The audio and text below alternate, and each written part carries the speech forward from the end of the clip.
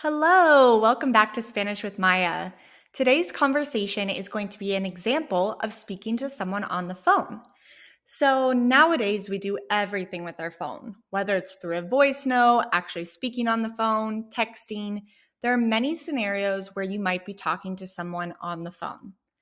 This is a conversation between Marco and John, and they are using different verbs that we have covered in our 20 most important verbs list. And they're also using the to pronoun because they're having a conversation between each other. Okay, so let's get started. Marco, ¿dónde estás? John, estoy afuera de la universidad. Marco, vale. ¿Quieres comer algo? John, no puedo esta noche. Tengo muchas cosas que hacer. Marco, ok, nos vemos. John, adios. Okay, how did that sound? Let's go look at what they're saying in English and figure out what verbs they actually used. So Marco asked, where are you? ¿Dónde estás? He's using that word donde that we just learned. Remember, it was one of our question words. And then he's using the verb estar. And he's using estar because estar is always used for locations. So where are you? ¿Dónde estás? And John responds, estoy afuera de la universidad, okay?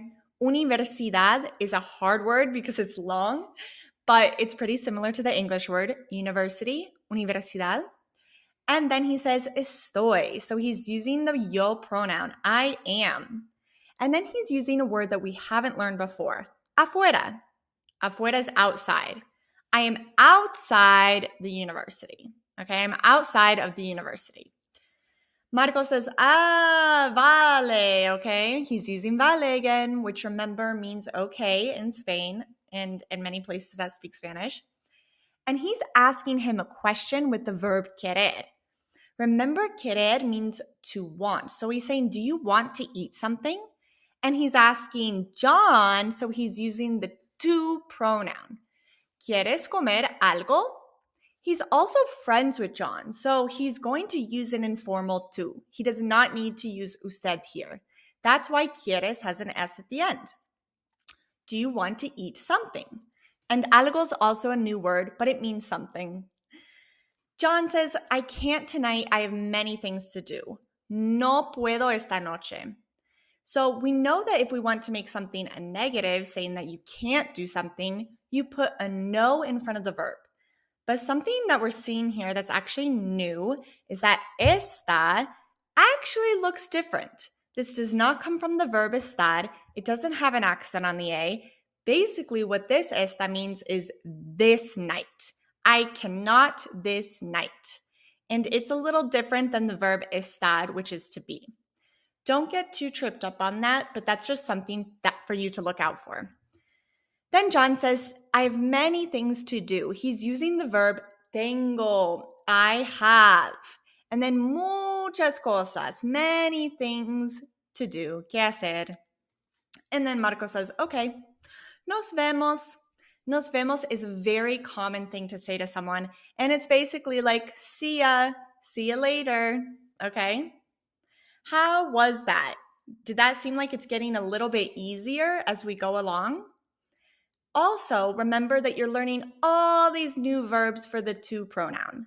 So remember we used here ¿dónde estás? Talking about you.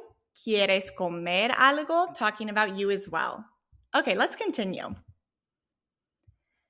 Let's do a conversation for asking how someone is. Again, when we're talking to someone else, we need to know, do I use tú? Do I use usted? And how do I ask them how they're doing? So this is a conversation between Marcos and Laura. Marcos, ¿estás bien? Laura, sí. ¿Por qué? Marcos, ¿por qué te ves mal? Laura, ¿y yo? Marcos, sí. Laura, solo estoy cansada. Marcos, tienes que dormir más. Laura, sí, lo sé. Okay, let's go look at what they're saying in English. How did that sound? Are you following along? Good job. Okay. Marcos asks, are you okay? ¿Estás bien is like, are you okay? Are you well? And he's asking, ¿estás? This is the to form of estar, right? The to pronoun.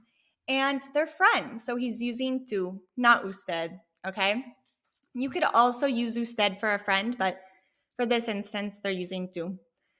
Laura says, yeah, why? Remember, the word por qué means why, and it also means because. So Laura uses it to say why, and then Marcos uses it to say because. Because you look bad. Porque te ves mal. He's using the verb ver, to see, conjugated for the to. Te ves mal. Then Laura says, I? Yo? Marcos is like, yeah, you do look bad. Out of concern, though. And Laura says, I'm only tired. Solo estoy cansada. We know estoy, and we are learning two new words here. Solo means alone or only, and cansada means sleepy. And we're using cansada, not cansado, because Laura is feminine. Marcos then says, you need to sleep more. He's worried about his friend. So he's saying the verb tener, which is to have, and he's using it in the to pronoun. Tienes que dormir más. And then Laura says, yo sé. In the previous slide, I put sí, lo sé. But you can also say, yo sé. They both mean about the same thing. Lo sé is like, I know it. In this instance, yo sé is, I know. Either one of them is great to learn, and we'll figure out more on that lo word later on in the course.